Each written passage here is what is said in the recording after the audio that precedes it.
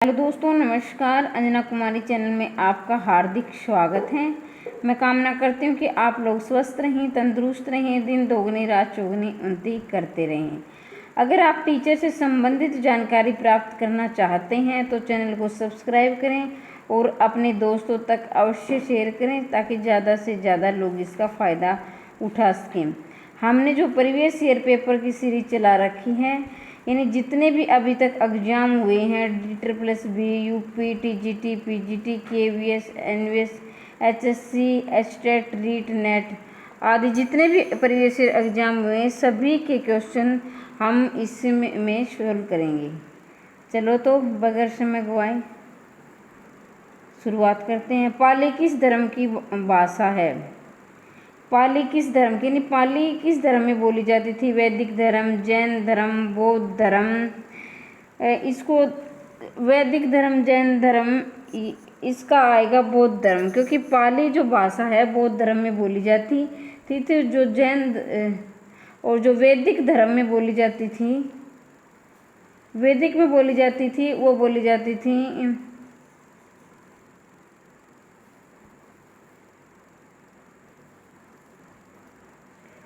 बौद्ध धर्म में बोली जाती थी पाली भाषा, और जैन में बोली जाती थी प्राकृत भाषा, प्राकृत। और जो है वैदिक में बोली जाती थी संस्कृत भाषा। तो आदि ये जो बाकी के ऑप्शन है ये भी साथ के साथ करते हुए चलें ताकि आप एक क्वेश्चन के साथ साथ 3-4 क्वेश्चन और तैयार कर सकें। पाली भारत की प्रथम देश भाषा है। पाली भारत की मतलब प्रथम देश भाषा है, तो ये भी आपके लिए महत्वपूर्ण प्रश्न बन गया। एक प्रश्न में 3-4 प्रश्न आपके क्लियर होते चलेंगे। यार ये बेहद ही महत्वपूर्ण प्रश्न है, बार बार परीक्षा में पूछे हुए प्रश्न है। इसे सबसे पुरानी प्राकृत भी कहते हैं। ध्यान दीजिए, ये पाली के कई नाम हो गए। पहला तो जो प्रथम देश भाषा थी पाली, ये क्वेश्चन आपके लिए महत्वपूर्ण है। और दूसरा महत्वपूर्ण होगा सबसे पुरानी प्राकृत भी कहते हैं।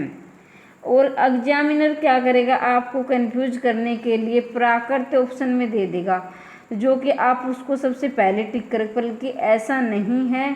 पुरानी प्राकृत पाली को कहा जाता है। ये बौद्ध धर्म की भाषा है। बौद्ध धर्म जो आप सभी जानते हैं, भगवान बुद्ध को बौद्ध धर्म कहते थे। इसी भाषा में भगवान बुद्ध और उनके जनसाधारण को उपदेश दिया। ये नहीं, वो जनसाधारण को जो उपदेश देते थे वो पाली भाषा में देते थे। सिंघल या श्रीलंका के लोग पाली को मागधी कहते हैं। अब ये भी महत्वपूर्ण होता है, हो जाता है कि सिंघल या श्रीलंका में कौन सी, इसको क्या कहते थे? तो सिंघल और या श्रीलंका में पाली को मागधी कहते हैं। एक तो पाली का नाम हो गया पुरानी प्राकृत, और दूसरा है जो सिंघल से पाली को मागधी भी कहते थे। लेकिन वहाँ भी आपको कंफ्यूज कर देगा एग्जामिनर, मागधी को मागधी लगा देगा, ऑप्शन में दे देगा, और आप वहाँ मागधी लगा दोगे, बल्कि ऐसा नहीं है। पाली का इनाम पुरानी प्राकृत है, और पाली को ही सिंघल या श्रीलंका में मागधी कहते हैं, क्योंकि इस भाषा की सृष्टि मगध में हुई थी। क्योंकि इस भाषा का जो जन्म माना जाता है वो मगध में माना जाता है, तो मगध से इसका नाम मागधी पड़ गया। आशा करती हूँ कि आपको समझ में आ रहा होगा। मुंडा भाषा परिवार का क्षेत्र कौन सा है? आप बताइए, मुंडा भाषा परिवार का कौन सा? राजस्थान। मुंडा एक जनजाति का नाम है। मुंडा जनजाति थी, तो राजस्थान में इतनी जनजातियाँ नहीं है। मध्य प्रदेश में, तमिलनाडु में इसका है छोटा नागपुर। ये जनजाति बहुत ही प्रसिद्ध है। इन्होंने हमारी आज़ादी के समय भी काफ़ी भूमिका निभाई है देश को आज़ाद करवाने में। तो मुंडा जो जनजाति है वो छोटा नागपुर की जनजाति है। मुंडा भाषा परिवार का क्षेत्र, तो वहाँ पर जो है मुंडा जनजाति रहती थी छोटा नागपुर में, तो वहाँ मुंडा भाषा भी बोली जाती थी। छोटा नागपुर मुंडा भाषा परिवार का क्षेत्र है। राजस्थान तथा मध्य प्रदेश भाषा परिवार एवं तमिलनाडु द्रविड़ भाषा परिवार का क्षेत्र है। अब देखिए, यहाँ पर राजस्थान तथा मध्य प्रदेश है और तमिलनाडु, वहाँ पर द्रविड़ भाषा परिवार का क्षेत्र है। इसको भी साथ साथ करते हुए चलें। बनारसी किसकी उपबोली है? बुंदेली, छत्तीसगढ़ी, कन्नौजी, बघेली। अब देखिए ये ऑप्शन, चारों ही ऑप्शन गलत है, क्योंकि बनारसी जो है वो भोजपुरी में बोली जाती थी। भोजपुरी जो बनारसी किसकी बोली थी? भोजपुरी की बोली थी बनारसी। क्योंकि बुंदेली है तो वो पश्चिमी की है, कन्नौजी भी पश्चिमी हिंदी की है, बघेली एवं छत्तीसगढ़ी पूर्वी हिंदी की है। तो इसका जो है इस ऑप्शन को मूल्यांकन में से बाहर कर दिया गया था, इस प्रश्न को मूल्यांकन से बाहर कर दिया गया था। बिहार के शाबाद जिले के भोजपुर गांव के नाम के आधार पर भोजपुरी बोली का नाम पड़ा। अब ध्यान दीजिए, जिस तरह भोजपुरी बिहार में बोली जाती है, लेकिन कुछ क्षेत्र ऐसा है जहां पर उत्तर प्रदेश में भी भोजपुरी बोली जाती है। अब सवाल ये उठता है कि इसका नाम भोजपुरी कैसे पड़ा? तो बिहार के जो है शाबाद जिले के भोजपुर गांव, अब ये आ जाए ऑप्शन में कि ये प्रश्न दे दिया जाए कि भोजपुरी का नाम भोजपुरी क्यों पड़ा, तो इसका ये भी आंसर बन सकता है कि बिहार के शाबाद जिले के भोजपुर गांव के नाम के आधार पर इसका नाम भोजपुरी पड़ा। मागधी अपभ्रंश के पश्चिमी रूप से विकसित इस बोली का क्षेत्र बनारस, जौनपुर, मिर्जापुर, गाजीपुर, बलिया, गोरखपुर, देवरिया, आजमगढ़, बस्ती, शाबाद, चंपारण आदि क्षेत्रों में ये भाषा बोली जाती है। इसके आसपास के क्षेत्रों में ये भाषा बोली जाती है। हिंदी प्रदेश की बोलियों में भोजपुरी बोलने वाले सबसे अधिक है। अब ध्यान दीजिए, ये भी बेहद महत्वपूर्ण प्रश्न बन जाता है। ये भी प्रश्न बन सकता है कि हिंदी प्रदेश की बोलियों में सबसे ज़्यादा बोली जाने वाली, तो भोजपुरी ऐसी बोली है जो सबसे ज़्यादा बोली जाती है। हिंदी की जो बोलियों में भोजपुरी सबसे ज़्यादा बोली जाती है। अतः स्पष्ट है बनारसी भोजपुरी की बोली है, जो कि विकल्प में नहीं है। ये मैंने आपको पहले ही बता दिया है कि भोजपुरी जो है, ये बनारसी जो है, ये ऑप्शन में था ही नहीं, तो ये मूल्यांकन से बाहर कर दिया गया था उत्तर प्रदेश माध्यमिक शिक्षा सेवा चयन बोर्ड ने। अगर इस प्रकार का कोई प्रश्न आ भी जाता है तो आपको के वहाँ पर नंबर नहीं कटेंगे, ऐसी कोई, क्योंकि गलती तो आपकी थोड़ी ना है इसमें। वर्तमान में समस्त बिहार मैथिली, मगही तथा भोजपुरी क्षेत्र में साहित्यिक, अब ध्यान दीजिए, जो बिहार की जो बोलियां हैं वो मैथिली, मगही, भोजपुरी है। साहित्यिक भाषा के रूप में हिंदी का प्रचलन है, किंतु यह निष्कर्ष नहीं निकाला जा सकता कि बिहारी बोलियों की उत्पत्ति उसी प्राकृत से हुई जिससे हिंदी की हुई है। भोजपुरी बोली की उत्पत्ति हुई है। अब आपको बताना है कि भोजपुरी बोली की उत्पत्ति किससे? अर्धमागधी की उत्पत्ति तो पूर्वी से हुई है, पूर्वी हिंदी से। शोरसेनी है जो पश्चिमी हिंदी की, और ब्राज शोरसेनी से बनी है पूर्वी, अर्धमागधी से शोरसेनी से पश्चिमी बनी है, अर्धमागधी से बनी है पूर्वी, और ब्राचड़ से में सिंधी आदि आ जाती हैं। तो यहाँ पर ऑप्शन नंबर बी सही रहेगा। भोजपुरी जो है वो मागधी अपभ्रंश से निकली है, इस बात का ध्यान रखें। अब देखिए इनमें से कौन सा गलत है। ध्यान दीजिए, कई बार क्या होता है, हम ऐसे जल्दबाजी में प्रश्न कर देते हैं कि है की जगह नहीं है, गलत सत्य ऐसे थे, तो वहाँ पर आपको क्या करना है कि सबसे पहले आपको उसको गलत या सही है उसको अंडरलाइन कर लेना है। इससे क्या फ़ायदा होगा? इससे आपको ये पता चलेगा कि प्रश्न में पूछा क्या गया है। तो देखिए, विकसित तथा प्रयोग क्षेत्र की दृष्टि से बोली का रूप भाषा से बहुत छोटा होता है। अब देखिए, रूप रचना की दृष्टि से बोली पूर्णतः विकसित होती है। अब देख, विकसित तथा प्रयोग की क्षेत्र बोली का रूप बहुत छोटा होता है, ये बात सही है, क्योंकि पहले सबसे छोटी होती है बोली, जो छोटे से क्षेत्र, उसके बाद बनती है उपभाषा, और फिर बनती है भाषा, और फिर देखिए बोली दिनादिन व्यक्त होने घरेलू व्यक्ति का माध्यम, ये बात भी ठीक है, क्योंकि हम घर में ज़्यादातर व्यवहारिक रूप में आसपास में हम बोली का ही प्रयोग करते हैं, न कि भाषा का हम प्रयोग ज़्यादातर इसमें कार्यालय इत्यादि स्थानों पर करते हैं। विभाषा बोली का विकसित रूप है, ये बात भी सही है। बोली से विभाषा थोड़ा सा बड़ा हो जाता है, तो इसका ऑप्शन नंबर बी। वैसे तो सही इसमें ये बी आएगा, लेकिन पूछा क्या गया है कि गलत कौन सा है, तो ये ऑप्शन नंबर बी है, ये गलत हो जाएगा। क्योंकि रूप रचना की दृष्टि से बोली पूर्णतः विकसित नहीं होती है, क्योंकि बोली तो सबसे छोटा रूप होती है। भाषा है जो कि रूप रचना की दृष्टि से बिल्कुल बहुत ही पूर्णतः विकसित होती है। इस बात का विशेष ध्यान रखें कि प्रश्न में पूछा क्या गया है। अब ये मैं पहले आपको अब आगे हिंदी की उपभाषाएं। हिंदी की कितनी उपभाषाएं हैं? हिंदी की 5 उपभाषाएं हैं। और ये आ जाए ऑप्शन में कि आर्य भाषाएं कितनी हैं, तो 3 आएगा, और उपभाषा पूछा जाए तो 5 आएगी। अब देखो हिंदी की 5 उपभाषाएं कौन कौन सी है और जिनसे बोलियां किस प्रकार बनी।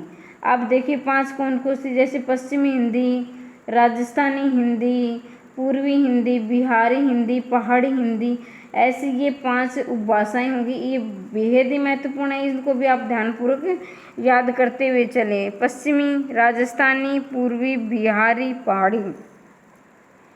अब ये सूत्र कभी मैं आपको हिंदी की जो भाषाएं बोलियाँ ये इत्यादि करवाऊंगी, तभी मैं बताऊंगी आपको कैसे इनकी ट्रिक है। वैसे थोड़ा मोटा मोटा बताती हुई अभी चलती हूँ। अब देखो पश्चिमी के अंतर्गत आती हैं 5, खड़ी बोली, हरियाणी का दूसरा नाम पूछ लिया जाता है बांगरू है, दक्षिणी है, ब्रजभाषा, बुंदेली, कन्नौजी, ये आती हैं।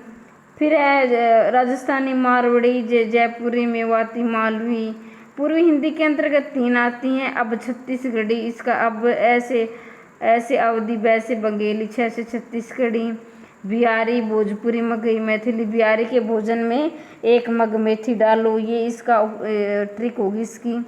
और पहाड़ी हिंदी, कुमाऊनी, गढ़वाली, नेपाली। पहाड़ी गढ़वाली कुमाऊनी है, कुमाऊनी से कुमाऊनी हो जाएगा, घरवाली से गढ़वाली हो जाएगा, और ये नेपाली इसके अतिरिक्त आती है। कौन सी बोली पश्चिमी हिंदी उपभाषा में सम्मिलित नहीं है? फिर मैं आपको यही बताती हूँ कि आपको अंडरलाइन कर लेनी है कि ऑप्शन में पूछा क्या गया है पूछा गया है, नहीं पूछा गया है। तो देखिए पश्चिमी हिंदी के अंतर्गत बघेली नहीं आती, क्योंकि बघेली जो है इसकी उपभाषा जो है ये आती है पूर्वी हिंदी के अंतर्गत, और बाकी जो आती हैं वो पश्चिमी हिंदी के अंतर्गत आती हैं।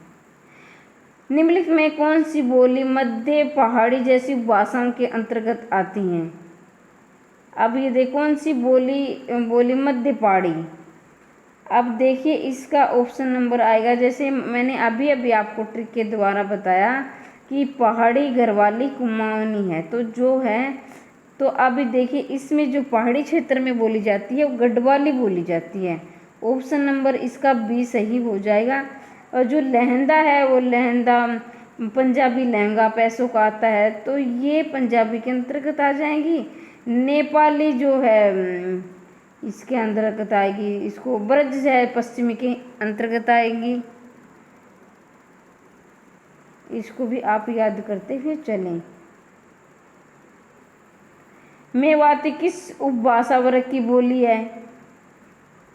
तो पूर्वी हिंदी के अंतर्गत अभी मैंने बताया कि 3 आती हैं। अब छत्तीसगढ़ी, अवधी, बघेली, छत्तीसगढ़ी, बिहारी है वो ये पहाड़ी, तो इसका जो ऑप्शन आएगा ये राजस्थानी आएगा, ऑप्शन नंबर बी। और राजस्थान में भी क्या है कि उत्तरी जो क्षेत्र है वहाँ पर ये मेवाती बोली जाती है, उत्तरी क्षेत्र के अंतर्गत। मेवाती राजस्थानी उपभाषा के वर्ग की बोली है। मेवाती उत्तरी राजस्थानी भी कहते हैं, यानी उत्तर क्षेत्र में बोलने के कारण इसको उत्तरी राजस्थान भी कहते हैं। राजस्थानी उपभाषा के अंतर्गत पश्चिमी राजस्थानी, मारवाड़ी, यानी कि जो पश्चिम के अंतर्गत बोली जाती है, पश्चिमी राजस्थान के अंतर्गत वो मारवाड़ी बोली जाती है। पूर्वी के अंतर्गत जयपुरी बोली जाती है, उत्तरी के अंतर्गत मेवाती बोली जाती है, और दक्षिणी में जो बोली जाती है मालवी बोली जाती है। तो इसको आप याद रखें अवश्य, क्योंकि ये कई बार एग्जाम में पूछ लिया जाता है, महत्वपूर्ण प्रश्न है कि पश्चिमी राजस्थान में कौन सी बोली जाती है? मारवाड़ी। पूर्वी में कौन सी बोली जाती है? जयपुरी। उत्तरी में कौन सी बोली जाती है? मेवाती। दक्षिण में कौन सी बोली जाती है? मालवी। अब देखिए उत्तरी राजस्थान में इसका जो क्षेत्र है अलवर भरतपुर के आसपास का जो क्षेत्र है वहाँ पर बोली जाती है। मेव जाति के इलाके मेवात के नाम से मेवाती, जो मेव जाति है और जो वहाँ का इलाका मेवात है उसी के कारण इसका नाम मेवाती पड़ा है। तो ये पूछ लिया जाए कि प्रश्न में ये पूछ लिया जाए कि इसका मेवाती नाम क्यों पड़ा, इसे मेवाती क्यों कहते हैं, तो आप बोलोगे कि मेव जाति के इलाके के कारण है और जो वहाँ का जो मेवाती क्षेत्र है, मेवात का जो क्षेत्र है, इसलिए इसका नाम मेवाती पड़ा। पूरी हिंदी के अंतर्गत अभी मैंने आपको बताया कि अब छत्तीसगढ़ी, अवधी, बघेली और छत्तीसगढ़ी और बिहारी के अंदर भी 3 बोली जाती हैं। बिहारी हिंदी के अंतर्गत भोजपुरी, मैथिली, मागधी या मगही भी बोला जाता है। तो इसके अंतर्गत भी 3 ही आती हैं, भोजपुरी, मैथिली, मगही। पहाड़ी हिंदी के अंतर्गत आती हैं गढ़वाली, कुमाऊनी, नेपाली, जो कि पहाड़ी गढ़वाली कुमाऊनी है। तो ये नेपाली आपको याद रखना पड़ेगा, बाकी इसकी यही है। बघेल राजपूतों के आधार पर रीवा तथा आसपास का इलाका बघेलखंड कहलाता है। अब देखिए बघेल राजपूत यानी बघेल जाति के राजपूत होते थे और वहाँ का जो रीवा का आसपास का क्षेत्र है इसे बघेलखंड कहते हैं। यानी राजपूत बघेल राजपूतों के कारण इसका नाम बघेली पड़ा है। बघेली का उद्भव अर्धमागधी से हुआ है। अभी मैंने बताया कि पूर्वी हिंदी है वो अर्धमागधी के अंतर्गत बोली जाती है और जो अर्धमागधी पूर्वी फिर पूर्वी के अंतर्गत 3 आती हैं, अवधी, बघेली, छत्तीसगढ़ी। अवधी किस उपभाषा की बोली है? अब ये भी आपको अवधी पश्चिमी, बिहारी, राजस्थानी, तो अब पूर्वी हिंदी के अंतर्गत आती है अवधी। छत्तीसगढ़ बोली किस उपभाषा के अंतर्गत आती है? तो छत्तीसगढ़ी आती है पूर्वी के अंतर्गत, पूर्वी के अंतर्गत छत्तीसगढ़ी आती है।